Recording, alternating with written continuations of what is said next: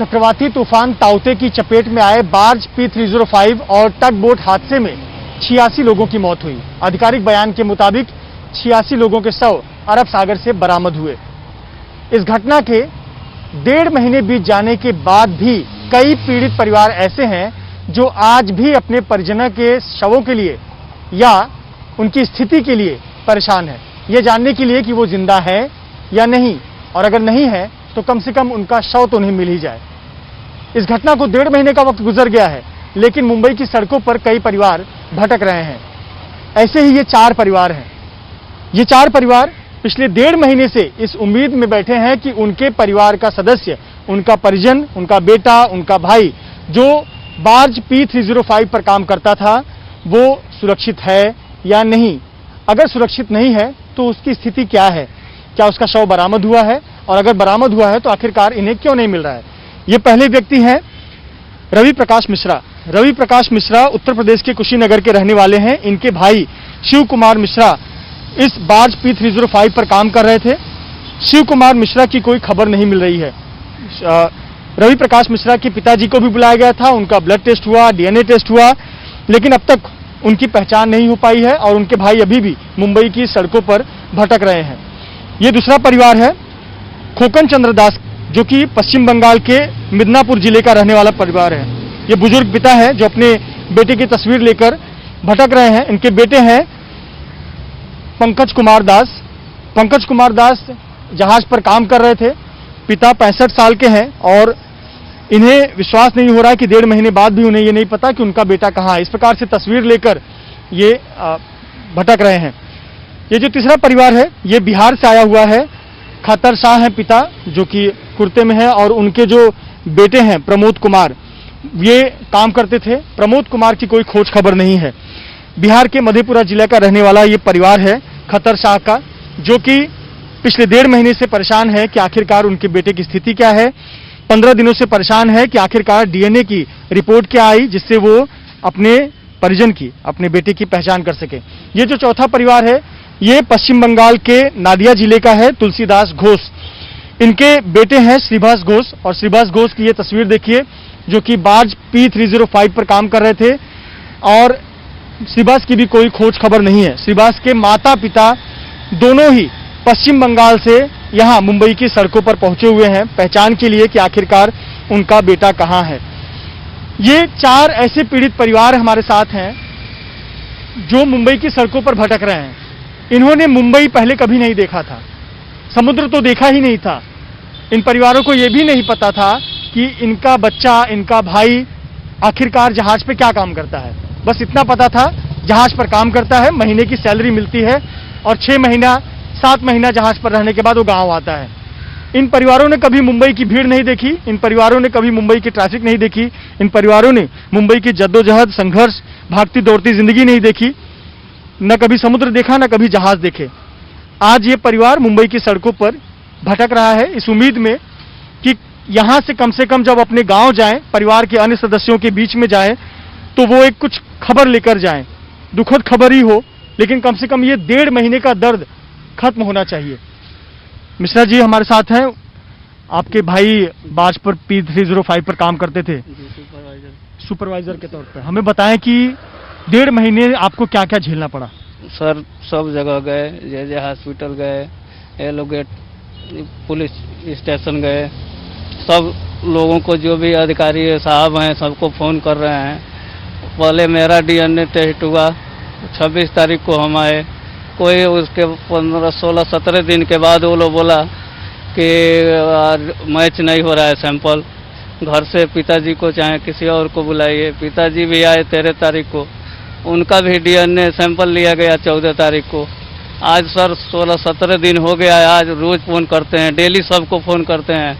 वो लोग कहता है अभी रिपोर्ट नहीं आया है, लैब से रिपोर्ट आएगा तो बताएंगे। घर पे भी सब लोग परेशान हैं, इधर हम लोग परेशान हैं। बताइए। आपके पिताजी भी आए थे, हमने उनसे मुलाकात की थी, उनकी तबीयत खराब हो गई। जी सर, उनका तबीयत खराब हो गया तो उनको घर भेजना पड़ा हमको। हम उसके लिए मुझको वकील से वो बनवाना है, 30 एफिडेविट बनवा कर उनको घर भेज दिए हम। तब से हमारे रोज फ़ोन कर रहे हैं, लोग बोल रहे हैं आज रिपोर्ट आएगा, कल आएगा, हम बताएंगे। आपके भाई सिनाई कंपनी की ओर से काम नहीं, कर रहे थे? मेरा भाई मैथ्यू कंपनी में सुपरवाइजर थे। अच्छा, मैथ्यू कंपनी को जब आप फोन करते हैं, संपर्क करते हैं, ओएनजीसी को संपर्क करते हैं, क्या जवाब मिलता है? वो लोग कहते हैं कि जब अभी लैब से रिपोर्ट नहीं आया है, लैब से रिपोर्ट आएगा तो हम बताएंगे।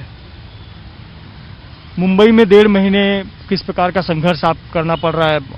यहाँ से अंधेरी से आप कहीं जाते होंगे, आते होंगे, क्या करते हैं दिन भर? सर दिन भर वो उन्हीं के सोच में डूबे रहते हैं, कहाँ हैं, कैसे हैं, सबको कॉल करते हैं, सबसे पूछने का कोशिश करते हैं, कोई सटीक जवाब नहीं दे रहा है कि कहाँ है भाई। क्या मांग करते हैं आप? सर वो तो पहले मैं भाई का पता कर रहा हूँ, अभी तो कुछ मांग नहीं किए हैं, खाली इतना ही है कि भाई कहाँ है, पता चल जाए कहाँ है भाई। आपके भाई के जो परिवार हैं, बच्चे हैं, बेटी है ग्रेजुएशन कर रही है, बेटा है और पत्नी, क्या वो फोन पर आपसे क्या आप हिम्मत कैसे बढ़ा देते हैं, क्या कहते हैं? सर वो लोग डेली हमको फ़ोन कर रहा है, सब लोग पूछ रहा है कुछ पता चला कहाँ है, कैसे हैं। हम कह रहे हैं नहीं अभी कुछ पता नहीं चला है, जैसे पता चलेगा हम बताएंगे।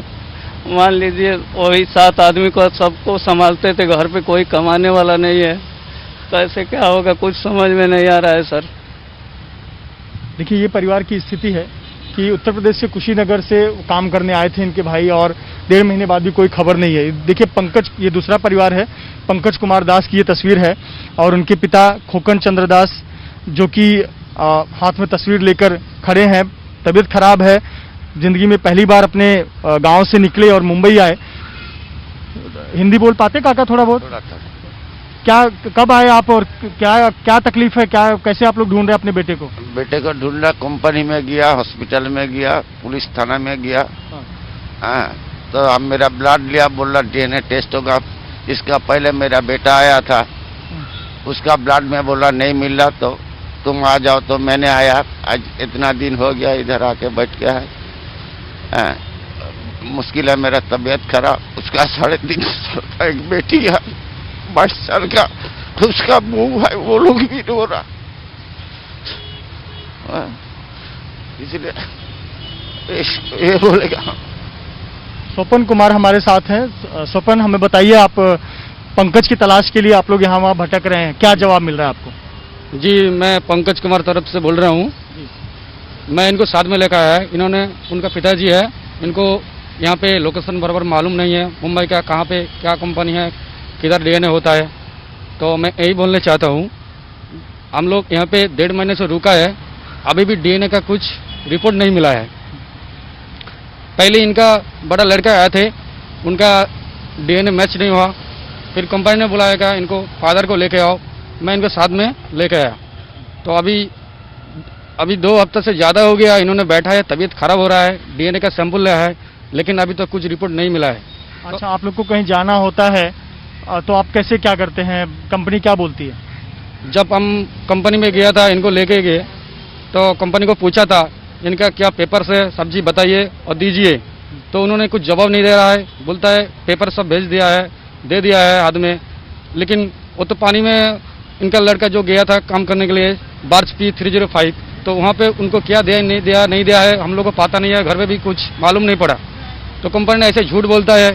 हम लोग यहाँ पे आके जब संपर्क किया है दूसरी किसी से, उन लोग भी यही सेम चीज़ बता रहे हैं कि हम लोग को भी कुछ पेपर्स नहीं दिया है। इसका मतलब पूरा फॉल्स बता रहा है कंपनी। तो देता होता तो सबको देता होता, नहीं तो किसी को देता नहीं होता।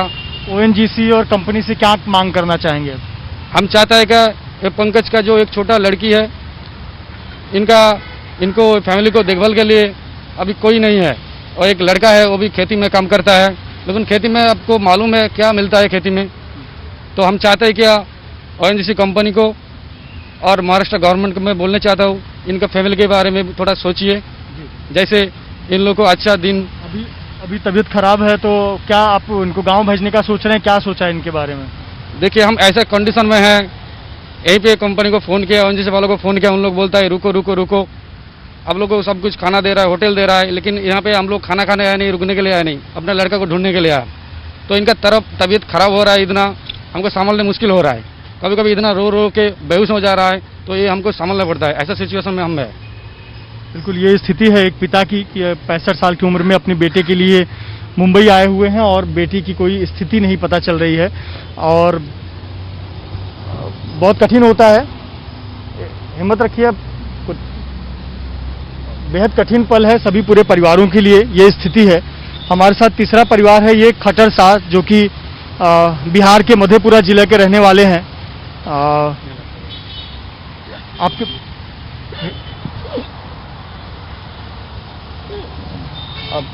आप बात करेंगे इनके तरफ से।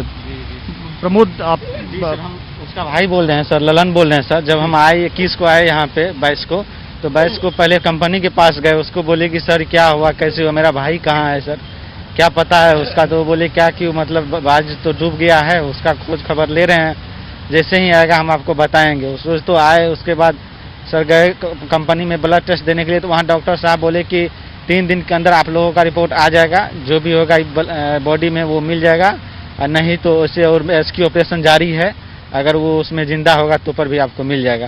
तो हम लोग ब्लड सैंपल दे करके ONGC होटल प्रोवाइड किए, तो वहाँ होटल में आ गए।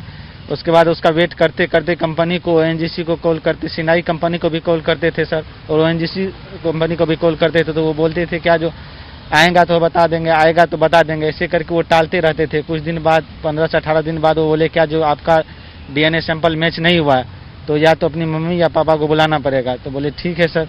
तो पापा को बुलाए सर, तो पापा को बुलाए, अपने खर्चे पे बुलाए उसको, और जाकर के DNA टेस्ट दिए। DNA टेस्ट देने के बाद सर बोले कि 3 दिन में फिर आ जाएगा। आज सर 17-18 रोज होने को चला है सर, ये बीमार है सर, इसको भेजने के लिए भी तो कंपनी से बात करते हैं सर, जो भी पैसा लगा करके आए वो तो कम से कम दे दीजिए। हम लोगों का जो एक ही कमाने वाला था, उसका 2 बेटी 1 बेटा, उसकी वाइफ और हम एक हैं सर, हम भी पढ़ाई करते हैं, उसका मम्मी पापा सब उसी पे डिपेंड था सर। अब कमाने का कोई जरिया नहीं है सर, और पैसा भी नहीं इसको भेजने के लिए सर। उसको बोल दें कि पैसा दीजिए, इसको किसी तरह भेज देंगे सर। बॉडी जो भी हमको बॉडी मेरा भाई दे दीजिए किसी तरह प्रोवाइड करके। जहां आप लोग रुके हैं, यहाँ से जब येलो गेट पुलिस स्टेशन जाना होता है, JJ अस्पताल जाना होता है, आप उसके लिए जब कंपनी से बोलते हैं, कंपनी क्या जवाब देती है? कंपनी बोलती है कि हम उसका पैसा नहीं दे पाएंगे, आप अपने खर्चे से आइए और जो भी काम है वो कीजिए, हम सिर्फ आपको रहने का दे रहे हैं और जाने का देंगे बस, यहाँ जो काम होगा उसका पैसा हम नहीं दे पाएंगे, हमको नहीं अलाउ है देने का, ऐसे करके बोल रहे हैं कंपनी। क्या मांग करते हैं कि सरकार इसमें दखल अंदाजी करे या कंपनी इस पर जल्द से जल्द कोई जानकारी दे? कंपनी से जल्द जानकारी देने के रहता तो वो दे देती सर। हम सरकार से करते हैं कि कंपनी के ऊपर दबाव बना कर कोई बोले कि जल्द से जल्द इसका जो होता है, जो बॉडी है, इसको प्रोवाइड किया जाए, और इसके फैमिली को जो एक अच्छी से अच्छी जिंदगी जीने के लिए उसका जो सर रिकवर उठाया जाए बस। कोई डॉक्यूमेंट दस्तावेज कंपनी ने कुछ भी दिया है? कुछ भी पेपर, कंपनी में काम करता था, ये अपॉइंटमेंट लेटर है या ऑफर लेटर है, कुछ दस्तावेज है? जी सर, वो एक क्रू लिस्ट दिया था जिसमें 23 आदमी का वो है, जिसमें मेरा भाई सिनाई कंपनी से था और कैंपस था सर, और ज्वाइनिंग किया था 28/10 को 2020 को सर, ऐसे करके वो क्रू लिस्ट दिया है सर, उसको मांगे। देखिए, प्रमोद कुमार के पिता जो कि अपने बेटे के लिए तस्वीर लेकर भटक रहे हैं, मोबाइल में एक फोटो है, ठहर रखिए अंकल जी। ये प्रमोद कुमार जो कि सिनाई कंपनी की तरफ से ONGC के लिए काम करते थे, और बहुत कठिन पल है पूरे परिवार के लिए। मधेपुरा जिला से मुंबई आया हुआ है, इन्हें अंदाजा भी नहीं था कि उनके बेटे के साथ ऐसा कुछ हो जाएगा। एक ही कमाने वाला बेटा जिसकी कोई खोज खबर नहीं है, जिसके कोई पता नहीं है। और ये जो चौथा परिवार है श्रीवास घोष का, जो कि P305 पर काम कर रहे थे। देखिए, श्रीवास घोष जो कि सिनाई कंपनी की ओर से इस जहाज पर गए थे, उनके पिताजी तुलसीदास घोष हैं, जो कि पश्चिम बंगाल के नादिया जिले के रहने वाले हैं, और श्रीवास की माता भी आई हुई हैं कुछ दिनों पहले ही मुंबई। अंकल जी, आप तो बहुत दिनों से मुंबई में हैं, 1.5 महीने से कितना संघर्ष करना पड़ रहा है, क्या क्या कहाँ जाना पड़ रहा है, भटकना पड़ रहा है? अभी कुछ बोल नहीं सकेगा, और मेरा ठीक है जी, आप बता पाएंगे कितना परेशानी करना पड़ रहा है बेटे के लिए? आप लोग कहाँ जा रहे हैं?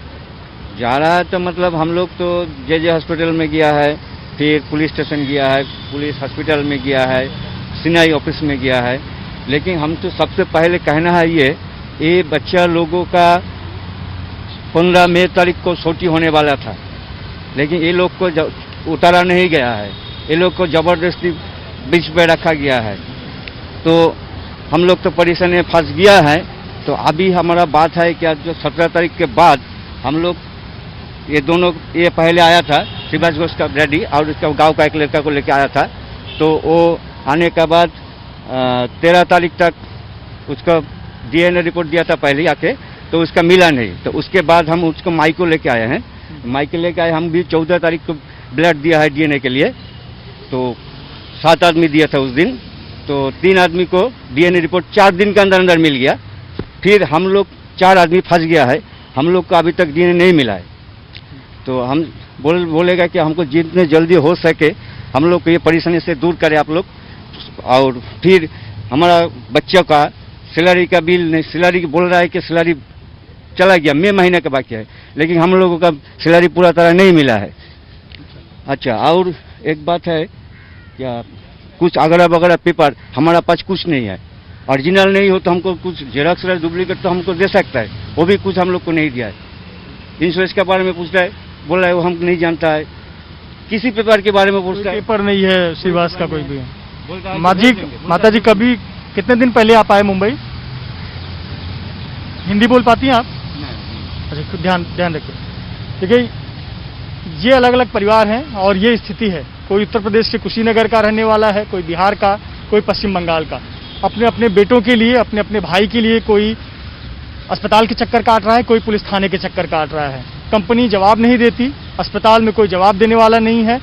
1.5 महीने प्रतिदिन घुट घुट कर रहना पड़ रहा है, कोई खबर नहीं मिल रही है, सिर्फ एक उम्मीद में कि शायद लापता हो तो क्या स्थिति है ये पता चल जाए।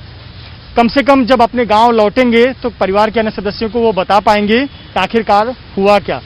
लेकिन कंपनियां हैं कि उनकी कोई जवाबदेही तय नहीं होती, वो जवाब नहीं देते, ना इन परिवारों के फोन को उठाते हैं, जवाब देते हैं, और ना ही आधिकारिक तौर पर कोई बयान देते हैं।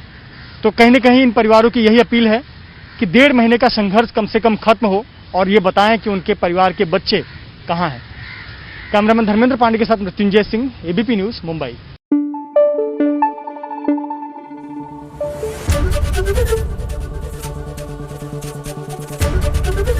एबीपी न्यूज आपको रखे आगे।